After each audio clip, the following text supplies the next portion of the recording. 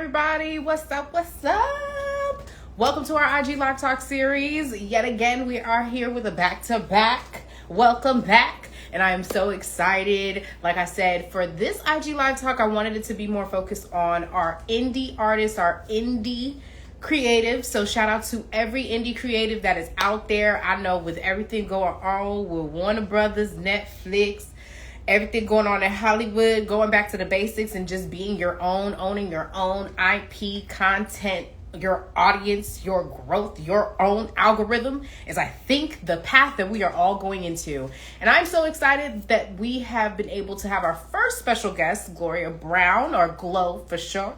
She is a multi-hyphenate, and we were able to talk with her last week and was able to just explore all the things that she has going on with her It's a Rap project. So make sure you tune in and follow her, and make sure you stay tuned for all of the future projects that she has coming up. But without further ado, I have another special guest that is an amazing queen herself, Miss KENDRA. She is a graduate at Tisch School of the Arts, where she studied film and TV, and now she has her own couple of projects that she is doing for herself. So I'm super excited. We are going to be having a New York creative up in here. So let me go ahead and have my queen, Miss KENDRA, come in here and just introduce herself. This process of doing a personal project has been really enjoyed. So let's see if we got KENDRA up in here. Hopefully we got KENDRA. Let's see. Oh, hey KENDRA, what's going on? Nothing. Good. Happy to be here. Happy to be on your platform, and to just talk about everything. And thank you for supporting other indie filmmakers. Of course, of course. Like I always say with QOP, we love to educate and collaborate, but of course we love to elevate. And I love to be able to just see all the things that's going on. And KENDRA, I just love the support that you have given us for QOP, and just the likes, the shares, the reposts, the comments, all the things. So I was like, let me tap in with her and see what other projects that you got going on in the story that you have to unfold. So like I said, without further ado, Miss KENDRA, we are excited to have you on our IG Live Talk series. And I'm just so excited to learn more about how your project has been with Attached and all the other personal projects that you have been able to just execute in this wave of what I would say the new era of storytelling. But I wouldn't say like new era, because I kind of feel like a lot of people are saying we're going back to the basics of doing our own and collecting our own. But I think there's a new strategy in the way that we're doing it. And so shout out to everybody that just does it, including yourself, and going beyond the breaking fourth wall and really tunnel vision and creating just new community and new fans, and not caring about the plateau of all things Hollywood and all the machines that is behind it. So KENDRA, welcome. And so KENDRA, you are a graduate, like I said, at NYU. And so I know a lot of people go to NYU. And so what made your interest going into NYU? Are you a New York native? Like, tell me a little bit about like your background and how you just got interested in storytelling. Yeah, definitely. So I started my journey of filmmaking in high school. So I was a part of this fellowship program at the Measles Documentary Center here in New York. Nice. Born and raised in Harlem. So it was a local community center, and they had this documentary film program to introduce like high school students to creating your own short film. And so I did the 6-week program, not knowing anything about film, learning all the fundamentals of cinematography, interviewing people, learning all of the basics of how to make a documentary film, and learning the history of film. And so in that 6-week program, I co-directed a film about the history of hip hop and cassette tapes, specifically this platform that was trying to bring back the history of cassette tapes and the impact it had on Bronx and Harlem. And so I did this short documentary at the end of the program. And once I completed the documentary, I felt so accomplished that I was able to make something, especially having no prior knowledge of anything about film. And so I was really excited to continue that. And so I was invited to this longer fellowship program the following year, where we got to make our own individual documentaries. And so I did a documentary about some friends that I knew in high school, and about the college process and kind of what things that high schoolers are facing in terms of like pressure with academics and like after school activities. And so after I did that documentary, I used that to submit to NYU Film School. And so NYU was like always on my radar because I'm from New York, and visiting the campus and feeling as if this was a place where I could see myself going to Yeah. school. And so learning they had a film program, I definitely applied using that short film. And so once I got into film school, that was a whole nother challenge because I had this background in documentary, but I never written my own script. I never directed. So learning the fundamentals on that level, and then also collaborating with other people and learning what my voice is and crafting my own stories. And so going to NYU really helped lead me into that direction of what types of stories I wanted to tell. Um, And I would say the biggest question for you, for going into on the college level, you know, I know there's a new era of storytellers that even though they're saying like, social media and we have our phones, people are still wanting to go to school. And so do you feel like that is still an urgency for creatives or filmmakers? Like, do you feel like going to college is still the way to go? I mean, I think it has its pros and cons, and I think there's a lot of people who also find methods outside of school to like still end up in the same place of like making films.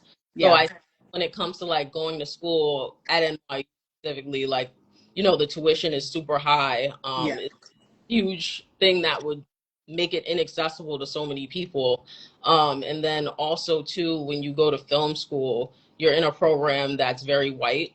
So you really have to try to find your community and the people that will champion your stories and help you like get that feedback that you really need on your films. And then Right. pros, of course, are like being in a school setting, making connections, networking, and having that discipline of really like learning the whole process of filmmaking. But I feel like so many resources where so many people still end up in the same place.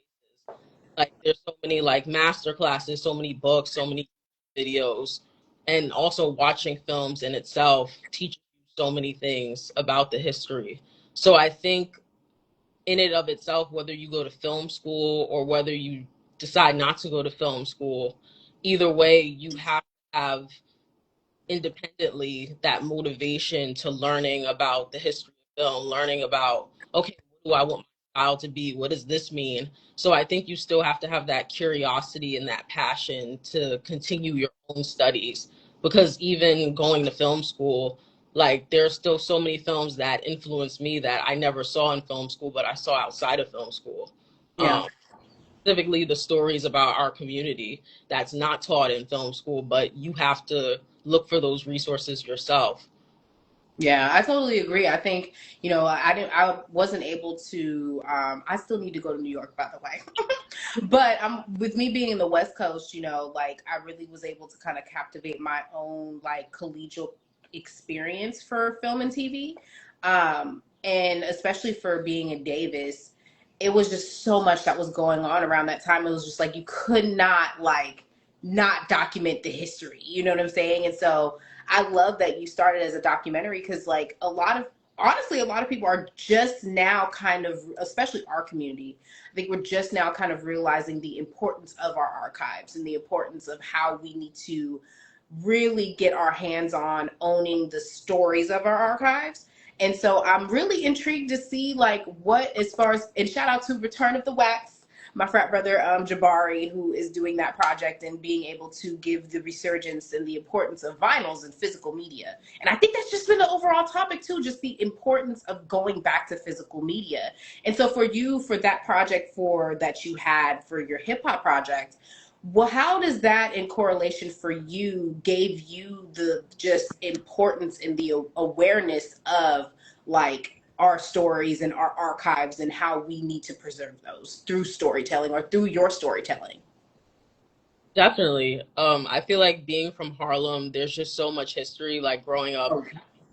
so much history that surrounds you, and being reminded of that even when you walk down the street, X Boulevard, like seeing all the important historical figures that are important in our community, and being reminded also all the art lived here, and contributed so much to our history. I think all of those things definitely influenced me. And like specifically with that project, it was really eye-opening when I interviewed different people who had like affiliations to like hip hop and DJs. It was really so much fun to like learn that they're from my community, they still live, and just the importance of how much things that we just walk by or not have a second thought about, and like we growing up specifically, and having the chance to really appreciate those things and talking to other people and in documenting that history, it really makes you appreciate it a lot.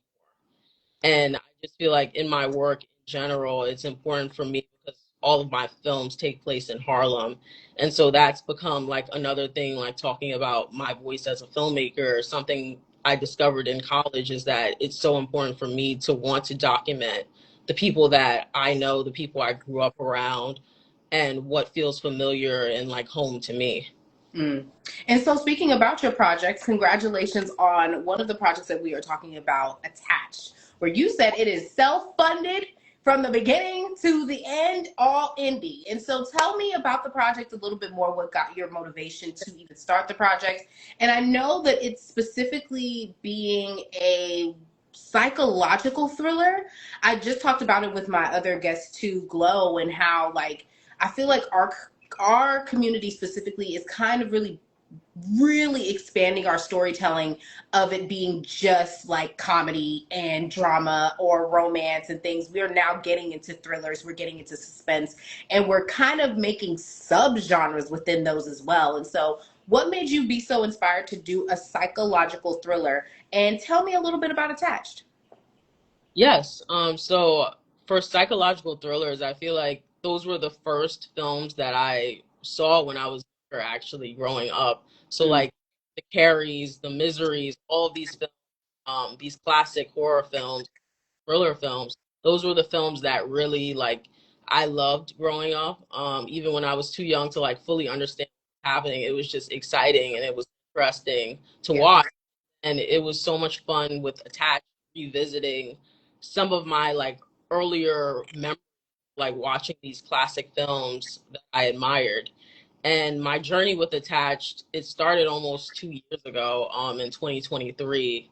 I was a part of this accountability group with Black Film Space, and we were on Zoom writing 5 days a week, and we would write our own like individual stories. And so we would all be on to like hold us accountable to like writing our own individual stories. I love And that. in that group, I didn't get a chance to like engage with anyone really in that group, but I knew that there was a smaller group that was forming. There were four of us in that smaller group, and we had decided to just write something together. And so we decided to write something together the following year in 24.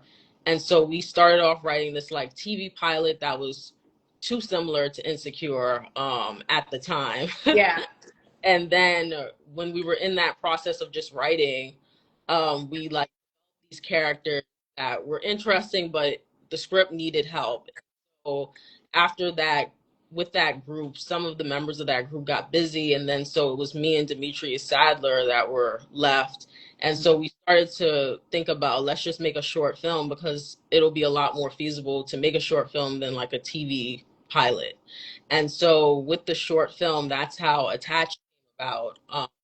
So we decided to make Attached more of a psychological thriller, because we both love horror films, we love psychological thrillers, and we also, like you said, the subgenres that can develop within thrillers was something that we're interested in. And as we are in our 20s and we're figuring out our careers, and also, I work in publicity at Searchlight Pictures. So for me personally, it was like feeling adjacent to the industry in some ways, but then also having to do things independently and like wanting to make my own work, but at the same time, like not having that support of the industry. And so, like, some of the fears and anxieties that you just face as artists were some of the emotions that like came to the forefront. And so that became the basis of Attached. And so we started rewriting the script and revising a lot of the characters and a Mm. lot of situations to like tonally match what we were going for. Yeah. Um, and then in late of 2024, we made a teaser to introduce the world to Attached and then the main character, Drea. And then we crowdfunded in March of 2025. Yeah. Then we raised about like half of the money, half of our goal, and then self-funded the rest of our goal. And then in July of 2025, that's when we went into production. And I can give like a little bit about Attached. So Attached, it follows an aspiring actress named Drea. And Drea is dealing with her past relationship that continues to haunt her, and also dealing with a lot of her present struggles in trying to figure out how she can break into an industry after constant rejection, and then also hope and connection in her best friend Naya. Wow, I love that. And so for you, how, because I love that you said that it first was supposed to be a TV series, and then due to scheduling and through to everything, it kind of had to pivot. And I feel like a lot of creatives, like, especially when it comes to a project that's their baby, like it's hard for them to pivot. And so for you, what would be like the best advice for a creative that is in their baby project? Like this is the one. How, like, what would be some advice for you to tell them, like, when you have to pivot, what are some of the decisions, or what are some of the things that you like had to keep, and then what were just some of the things where you just like, no, like you had to speak up on it, like you had to set that boundary?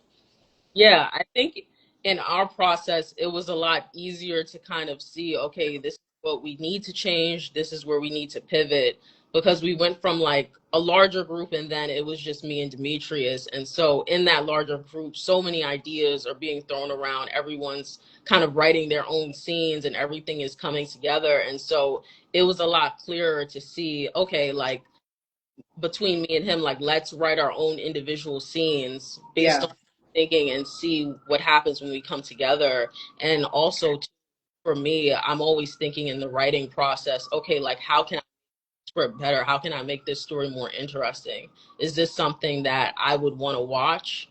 You know, and like specifically with the insecure, I felt like a lot of things in the script were too similar to like storylines that were happening in Yeah. insecure. And so for me, I always want to make something different, want to make it unique. And then also I would say to creatives is getting feedback is also another important thing. So I old professors like read the script, and also like friends who are filmmakers, and see like what they were thinking about the story. And like definitely like I was thinking like the story could be pushed further, was like a lot of the feedback that we were getting. And so I would say like don't be afraid that outside of yourself, because a lot of times people can see things that like you're stuck in your own head, and you Yeah. keep those things. And I just also think too, like just in the writing process, I think not being afraid to even write versions of the story that you know you're not going to use, um, Hmm. that was helpful. And then I also think too, like writing background stories on like each of the characters, and like understanding what their wants are, what their goals are, who I want them to be. Like that was also helpful too, because there's so many different scripts that we didn't use, Yeah. but helpful to like understand like the backstory of each of these people and their relationships to each other. And I was even going to say, because even with thrillers, I feel like a lot of people, there's a lot of people that love thrillers than like most people think. And Yeah, I think it's because of the in depth layers and the character developments that I feel like, like, I'm not a thriller person, but I get it. Like, I'm an ally, it's like the Beyonce Beehive. Like, I love y'all, but like, like, I'm there. But I think in regards to thrillers, I now understand like there's multiple in-depth layers and challenges that I think you all really are more freely able to take yeah, than like a comedy or like a drama, where there's like a specific like nuance or a specific like way they have to write, or a way they have to punch in certain cadences to get the punchline or get to the goal. Where I think as far as a thriller, it's either going to go two ways. It's either you're not going to scare the people, or you're going to get people to think or be in fear of something, or like their fears are put in front of their face in various ways. And so for you, I know that you mentioned Attached. There is something, or there's someone that is haunting her past and is like haunting her throughout this series. And so, I mean, throughout this project. And so for you, what were some of the storytelling choices that you were able to kind of execute with this topic of her having to deal with something of her past? Right. So I think some of the techniques that I think was interesting was like playing with this idea of a ghost and of something Mm. Come haunting. on, Whoopi Goldberg. That's my favorite movie. I was going to say, and honestly, it is a suspensey thriller type. It don't have the gore, but in regards to the suspense and the thriller isness, I could sense it. I sensed it. And also too, like I think in terms of storytelling, I also in general love films in terms of framing, like framing mirrors and seeing like someone look at their own reflection. Um, Mm, I think also like framing in doorways and also like portraiture and being close to the characters. I think it creates such an emotion to see like the actors' faces. And so I think in terms of like techniques, like we definitely try to like shoot closer or shoot medium to really feel that like closeness to the characters, and then also where you can see a lot of like her fear unfold. mm, um, I think also too, technique wise, there's a scene in the beginning, I'm not going to give it away, that sort of like hooks you into what the film is going to be about, and then you have so many questions in the beginning, and so like opening with a hook and something that'll like catch the audience's attention was something that we added stylistically, that we felt like is not only important to the genre but then also into a look into the character's mind and what she's dealing with. yeah, um, yeah. I think yeah. it's like typical, like OG, Alfred Hitchcock, like how he was able to utilize his characters inside and out and use it in ways through camera work, through, colors, through wide shots, aerial shots, more avant garde angle shots. Because I know some people just do the typical side angle, upward angle, but I think, like, especially with thrillers, I think they do really play so much on playing the canvas on cinematography and just letting like any angle of perspective just happen. Which is kind of interesting. So I would say for you, what would you want people to take away from them watching Attached? And have you, like, has been the process so far with the project? Is it in like we're going to get ready to film festival run? Are we making some of the decisions? Do we have a distro already? Like, what's kind of the process in regards to the project status? Yeah. So what I want to take away from Attached is that everyone deals with these complicated emotions of like holding on to a past that they shouldn't hold on to, or a person that they're holding on to that should let go. Yeah. Uh, and we all have our own process of dealing with those emotions, and at the same time the importance of finding community and finding someone who loves you through it and also like cares about you and won't judge you for like some of your decision makings, but also to keep it real with you, like her friend Naya.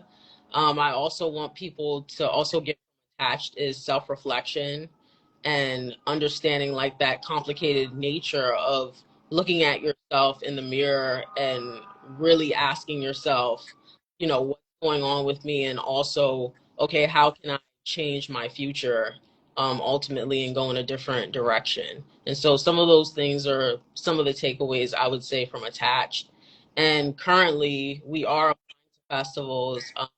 Currently we got into 4 festivals in Maryland and Virginia. And Ooh. so kind of making our way to having a New York premiere at a festival eventually. So yeah, we've just been applying to festivals, reaching out to see if there's any interest in anyone who wants to watch the film, and hopefully eventually, like you said, distribution. So yeah.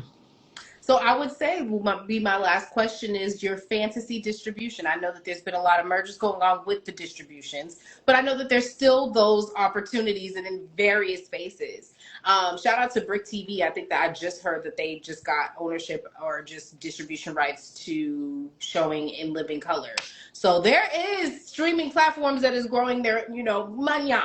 And so for you, for Attached, where would you see the project land? I'm not, no money restriction, no like gatekeeping. If you was able to choose a place, a home for Attached, where do you think it would be? I would have you pick 2 places. Because, you know, sometimes there's a backup. Two places. I would want Attached to be somewhere accessible, for people to watch. I think that would be like my first thing. Um, Yes. so I think that I feel like Tubi, a lot of people Okay. are like really like into that platform, and plus like a lot of people I see like engaging on there. And then like personally, like I love Criterion. Like it would be a dream to like have a film like on Criterion, with a lot of like my favorite filmmakers. Love that. Would say like something that's accessible, but then like also like a platform where I feel like a lot of the films on there are something that like I was like inspired by. Mm. And I think the marketing support too. You know, I don't think that the project, especially with the two choices that you have, they will give like its own separate like marketing or just its own love rather than just be slapped in a theme or Yeah. something lost in the sauce of collections. So those are good choices. Those are good choices. And so I would say my last question would be any other projects that you have coming up aside from Attached, and where can we follow you? Where can we be able to continue to show or be able to support your process? Definitely. So I have a documentary short film called Pulling the That Remains. It's now um on Apple TV with a compilation of films. Congratulations. Thank you. And there's also like an interview and discussion afterwards with me and some of the other filmmakers and John Turturro. So that's also available on my Vimeo as well. And then you can learn more about Attached and myself. I'm on Instagram at the Kendra Monet, and then Attached is at attached film underscore. Wonderful. So, Miss Kendra, it has been a joy to interview you. I feel like your perspective is super, super dope in regards to how you were able to execute Attached. The trailer looks dope. When I was able to see some of the deliverables that you gave me ahead of time, I was like, listen, the game when it comes to psychological thrillers, like, we coming. Our community is coming, and I think we have some good ideas and just different ways we're executing our characters. And so, congratulations to you, Kendra, on everything in your future endeavors, and not only just for this project, but all the other projects that you have coming up. I know that it's hard for indie artists to get supported. That's why QOP is here. We want to be able to just give a platform for you all to just show your projects, show that you all matter because every position matters. And so, Kendra, it was a joy to have an interview with you. Make sure that, like I said, our interviews are not going to be on the Instagram anymore. So our full interview is going to be now on YouTube. So once we finish here, go onto the YouTube channel and make sure that you tap into this quick interview that we had. Kendra, it was such a joy to chat with you. And what would I say? Maybe one affirmation that you would like to give away for creatives, that you want to give an encouragement. Hmm. I think one affirmation I would want to give to creatives is to not let your own fear stop you. I Mm. think it's important in any process to just continue with it. Like even if it's a couple years, it took us many stages within Attached to like get to this point. And so I would say as long as you are consistently working through each stage and like giving yourself deadlines and you're continuously working on something, that's still progress. And to also not compare yourself to anyone else because everyone has their journey and their path. Mm. Those are some deep words. Okay, that should just be on a T-shirt, billboard, like right then and there for full attention. Okay, but Kendra, it was such a joy, and like I said, with QOP, we will live and love and always create and always make sure we collaborate and educate one another in all the evolution that is going on within production. So we are going to take a little rest for a couple weeks in our IG Live Talk series, but we will have more guests coming up this soon for spring and summer. So stay tuned. Kendra, it was such an honor. Make sure you have a Yeah. good rest of your week. You too. All right. Follow Attached. Bye, y'all. Bye.